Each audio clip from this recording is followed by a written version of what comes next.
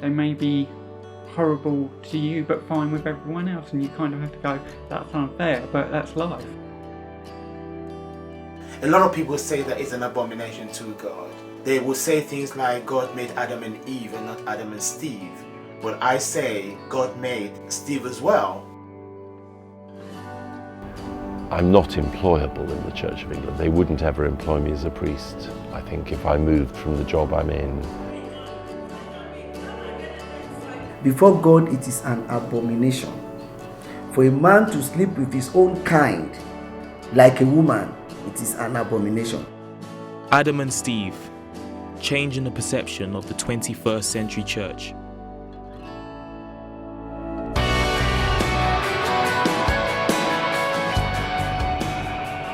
Over the past 2 decades, gay rights have seen social and political developments within the UK. I think it's right that gay people should be able to get married too. This is, yes, about equality, but it's also about making our society stronger. In spite of its growing acceptance in today's society, some churches still find it difficult to welcome the LGBT community, a group of lesbian, gay, bisexual and transgender people. Stephanie, who is a transgender and studies in Bath, is a prime example of a member of this community who wishes to remain faithful to Christianity, however struggles with the teachings of the church.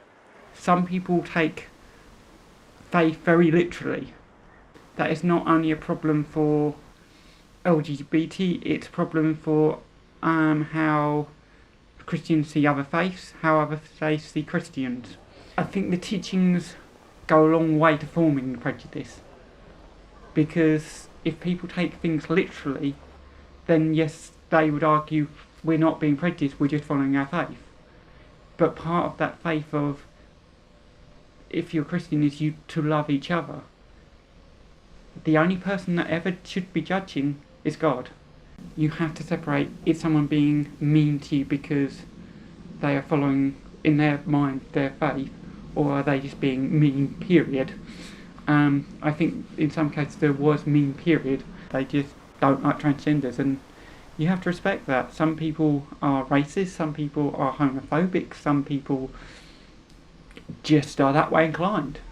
Sometimes it's because of bad experiences they've been through, and you have to respect that, but you also have to take it that some people are just horrible people, and they may be horrible to you but fine with everyone else, and you kind of have to go, that's unfair, but that's life. To the name of Jesus Christ. To the name of Jesus Christ. Come here.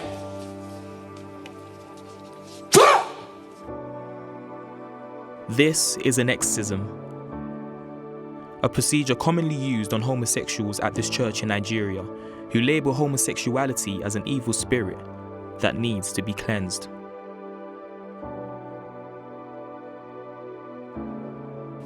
Stand up.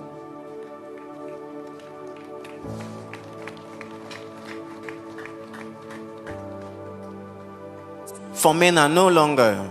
I now have total deliverance. I have passion. Although the practice is not as extreme as within Nigeria, the intolerance of LGBT people is still noticeable within the UK, as shown by a Pentecostal church based in Nottingham.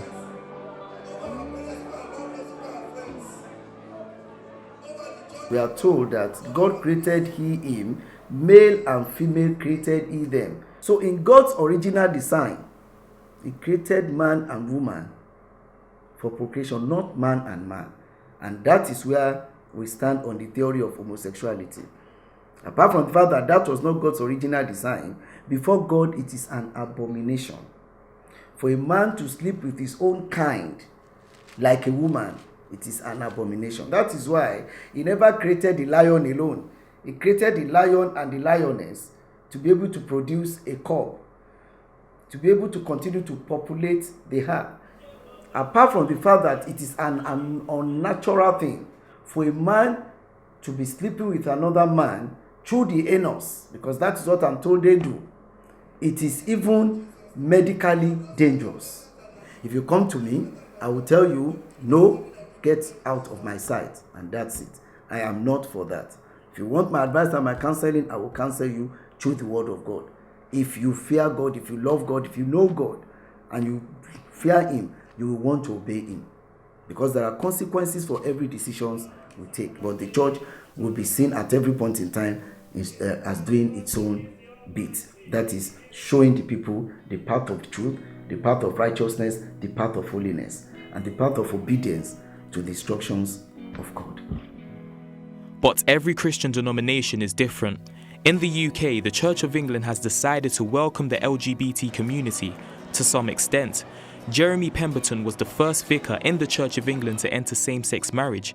He was then sacked because his marriage went against the teachings of the church. I was very disappointed. I wasn't surprised. I anticipated that that might very well happen. The Church of England has made no formal decision as a church about what it thinks about gay relationships. And the bishops have said they don't think it's a good idea.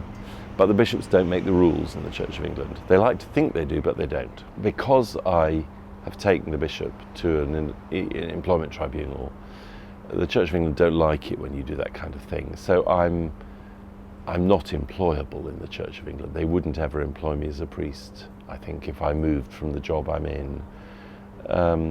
And the Church of England do kind of ignore you.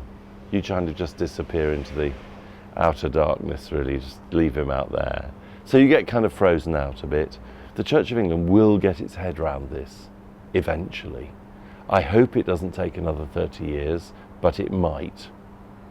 And in the end, they will realise the fact that discriminating against anybody on any grounds, any particular, protected characteristic, is just unacceptable. Because there are still some people in the Church of England who think that being gay is a choice and think that you can fix people and make them better. I don't think gay people need making better. We're fine just the way God made us, thanks. I want us to connect with our spirit of activism right now.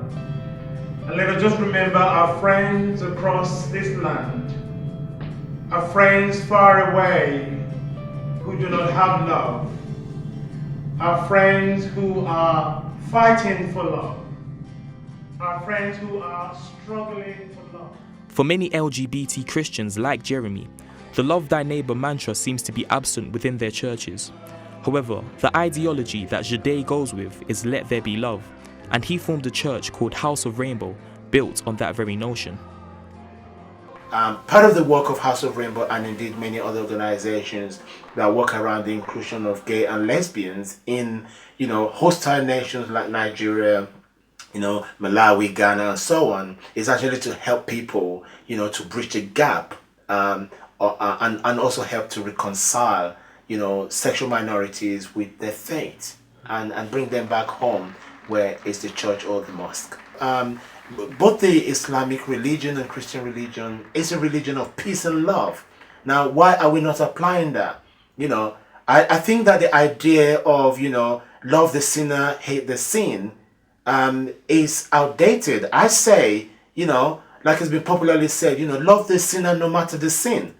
So, but at the same time, I strongly believe that homosexuality is not a sin. Now, of course, there is a deep misinterpretation of scriptures. They blame Sodom and Gomorrah's destruction on homosexuality. They blame too many things on homosexuality. There is clearly no evidence in the Bible that Sodom and Gomorrah was destroyed because of homosexuality. There is no evidence in the Bible that homosexuality is indeed an abomination against God. These are people's interpretation or indeed misinterpretation of the scriptures. Isolated, rejected, unwanted. The acceptance of LGBT people in Christian churches is an ongoing issue. However, there are people like Jade who plan to tackle this problem. The community of House of Rainbow is very much a criminal group as far as the law of Nigeria is concerned. But, I personally and members of House of Rainbow are not very concerned about the level of persecution. We're actually more interested in the fact that people want to go on that journey of reconciliation. And we're willing to walk the mile, to march along with pastors, with gay people, with members of the family until we get reconciliation.